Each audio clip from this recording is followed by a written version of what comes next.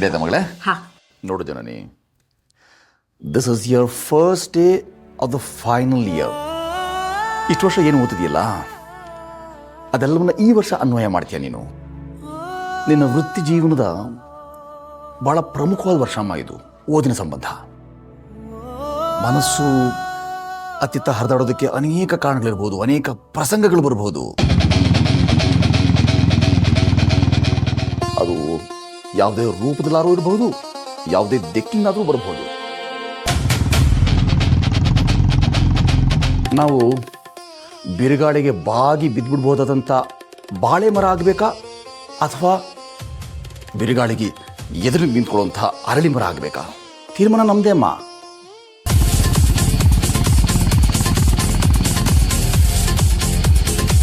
ಚಿತ್ತ ಎಷ್ಟು ದೃಢವಾಗಿರುತ್ತೆ ಅಷ್ಟು ಅನುಕೂಲಮ್ಮ, ಅಷ್ಟು ಪ್ರಯೋಜನಕಾರಿ.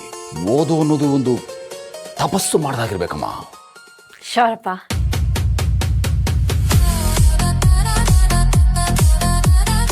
ಯಾವುದೇ ಕಾರಣಕ್ಕೂ ನಿನ್ನ ಮನಸ್ಸು ಅತ್ತಿತ್ತ ಸುಳ್ಳಾಡಬಾರದು. ಸ್ಟಡೀಸ್ ಬಿಟ್ಟು ಬೇರೆ ಕಡೆ ಸುಳಿಲೇಬಾರದು.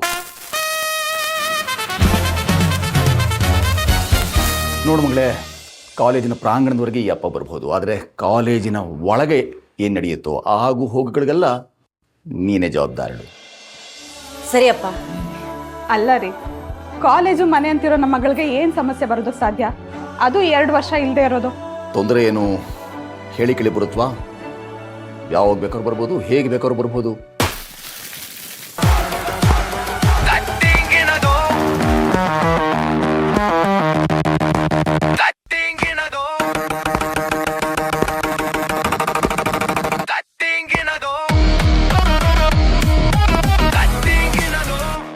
ಕೊನೆ ವರ್ಷ ಇದನ್ನೇನಾದ್ರು ಸರಿಯಾಗಿ ಓದ್ದೆ ಹಾಳು ಮಾಡ್ಕೊಂಡು ಬಿಡ್ತು ಅಂದರೆ ಓದಿದ 2 ವರ್ಷ ವೇಸ್ಟ್ ಆಗಿಬಿಡುತ್ತೆ. ರೀ, ನೀವು ಇಲ್ಲದೆ ಇರೋದೆಲ್ಲ ಯೋಚನೆ ಮಾಡಬೇಡಿ. ಜನನಿ ನಮ್ಮ ಮಗಳು, ಅದರಲ್ಲೂ ನಿಮ್ಮ ಮಗಳು. ಅವಳಿಗೆ ತಪ್ಪು ಸರಿ ಎಲ್ಲ ಚೆನ್ನಾಗೇ ಗೊತ್ತಿದೆ. ಯಾರನ್ನ ಹತ್ರ ಸೇರಿಸ್ಬೇಕು, ಯಾರನ್ನ ದೂರ ಇಡಬೇಕು ಅಂತನೂ ಅವಳಿಗೆ ಗೊತ್ತು. ಇವಾಗ ಕಾಲೇಜಿಗೆ ಲೇಟ್ ಆಗ್ತಿದೆ, ಹೋಗ್ಬಿಟ್ಟು ಬನ್ನಿ. ಹಾ ಅಪ್ಪ. ಬಾಯ್ ಅಮ್ಮ. ಹಾ.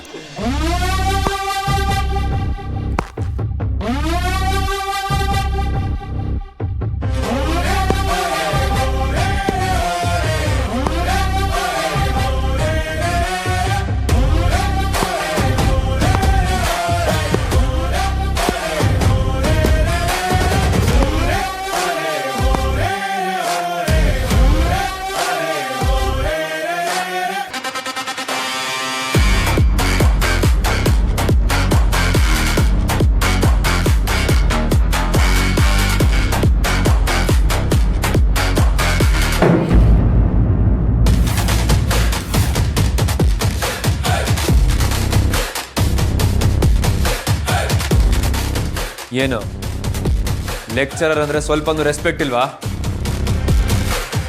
What the heck? ಒಂದ್ಸಲ ಹೇಳಿದ್ರೆ ಅರ್ಥ ಆಗಲ್ವಾ? ನಿಂತ್ಕೊಳ್ಳಿ.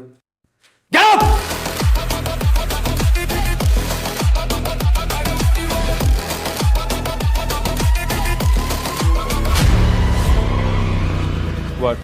ಅಲ್ಲ ಸರ್, ನಿಮ್ಮನ್ನ ನೋಡಿದ್ರೆ ಪ್ರೊಫೆಸರ್ ಅನ್ಸೋದೇ ಇಲ್ವಲ್ಲ? ನೀನು ಸ್ಟೂಡೆಂಟ್ ಅನ್ನಿಸ್ತಾ ಇಲ್ಲ, ಏನ್ ಮಾಡ್ಲಿ ಈಗ? ಸರ್ ಕೂತ್ಕೊಳ್ಳೋ.